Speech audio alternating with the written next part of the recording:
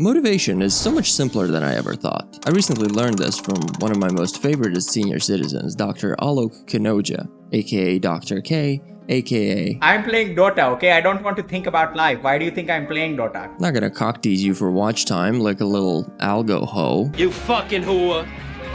Yeah, that's it. Go home. Get my dinner ready. So here's the TLDR instead. Motivation has almost nothing to do with passion or goals or dreams or any of those cool things we associate with being driven to do stuff. Instead, motivation is simply the ability to keep your focus on a single thing. If your focus breaks, so does your motivation. Like your dad was focused on sticking around, but then you said some quote-unquote gay shit and he moved in with his new family. And they have a pool, and a drum set, and a hot dumb stepdaughter who gets stuck places. Anyway, that's about the long and short of it. Now let's look at what this means in more detail. There are a bunch of qualities we tend to associate with motivation when we see them in others. But that's not what motivation is. Motivation is not passion, whether it's passion of the Christ or your passion for fighting injustice. Man. It's not dedication or discipline. It's not having a goal or a calling. It's not wanting or needing something. It's not getting up every day at 4 a.m., cranking some smooth Goggins scream jazz on your iPod Touch, tying up your shoelaces and going for a 60-minute Zone 2 run. Those are all symptoms of motivation. They're the things that other people see from the outside when they look at someone who's motivated. But, according to Dr. K anyway, motivation is, simply put, it is the ability to hold a thought steady in your mind for a prolonged period of time. In other words, it's focus. That's it. When you are able to keep your mind on one single thought, you are motivated towards it. When your focus on the one thought gets bumped by another thought, that's when your motivation is out of control. Here's an example of this thought bumping. Let's say you're trying to clean your gamer kitchen. That's the thought you need to keep steady in your mind. Here's what the inner monologue might look like for a person who is able to control his focus. Clean the kitchen, but I don't wanna. Don't care. Clean the kitchen. Clean, clean, clean. I wanna make some coffee. Shut up and clean. Clean, clean, clean. Okay, the kitchen is now clean. Good job, self. Thanks, self. Oh, self, I love you. I love you too, but what will people think? Oh, who cares what they think?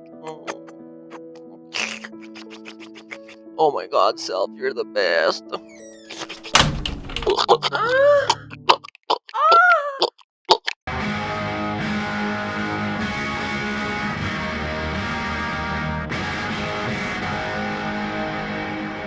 The disappointment for fathers ashamed of their gay sons.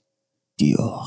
As opposed to a person who is good at keeping his focus on a single thought, here's what the inner monologue might look like for a person who is not able to do this. Same goal, cleaning the kitchen. Clean kitchen, but I don't wanna. But I really should. But I'm such a fucking loser. A clean kitchen won't change anything. Wait, no, fuck. Why am I thinking about how much of a loser I am? I don't want to think about that shit. Clean kitchen. Oh shit, I just remembered how in 2nd grade, Sue Woo said I was so ugly she wouldn't even hold hands with me, and she herself was no God's gift to 2nd grade, fucking Livia Soprano looking ass, and what does that say about me if even she didn't want to have anything to do with me? This kitchen cleaning shit is making me feel real sad. You know what doesn't make me feel sad? Playing Factorio, arguing with people on the internet, and pissing in bottles. And so, the kitchen goes uncleaned, the factory and the piss bottle pile must grow to sustain the growing needs of the factory and the piss bottle pile. You stay a loser, and Sue Woo is still out there somewhere with her fucked up face, quitting her job as the CEO of YouTube. That's the consequence of not being able to keep your mind steady on a single thought. Let me ask you a question. Which of these two people is motivated? It's both of them. Point being, simply having motivation is no guarantee of you moving towards something positive in your life. Fucking Teddy B, Jeff's D&E, and every other Crossroads demon probably has the highly motivated box checked in their psyche val. Actually, that's a stupid way of explaining it. Here's a better one. When your life is in shambles, and you've gradually devolved into pudgy, silent misery and unfuckability, and instead of doing something about it, all you do is play video games and jerk off, that's motivation too.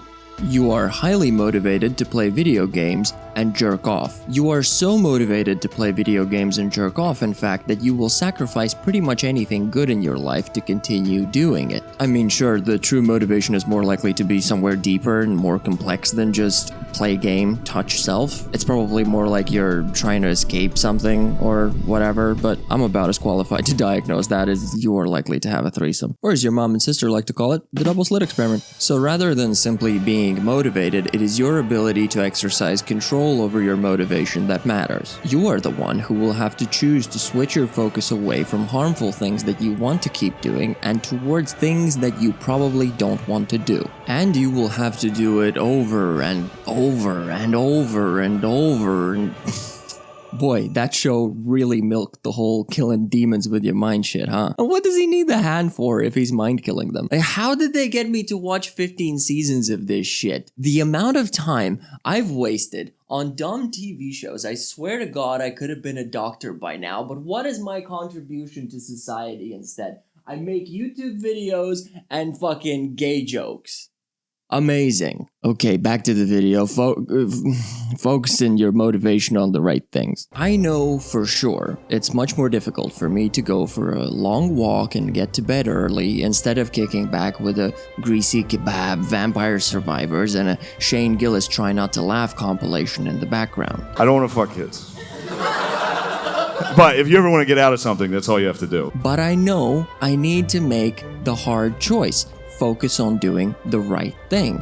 Otherwise, your dad will leave me too. That's right, I'm his new lover. Your dad's gay, bud. He's been gay. He left you for saying quote-unquote gay shit because he himself was in the closet, living a lie, projecting his own fears, insecurities, and childhood trauma onto you. Eventually, it all just became too much, and he flipped out. Fucking quiz! Sometime later, further along your dad's journey of self-discovery, we met in a gay bar. Man took one look at my diamond drill jawline, my Shia LaBeouf traps, and he knew he was finally free to be who he is, to be with whom he wanted to be, and it is I with whomst he wants to be now. And I think you ought to be happy for your father and I. Like, what, are you a fucking homophobe, dude?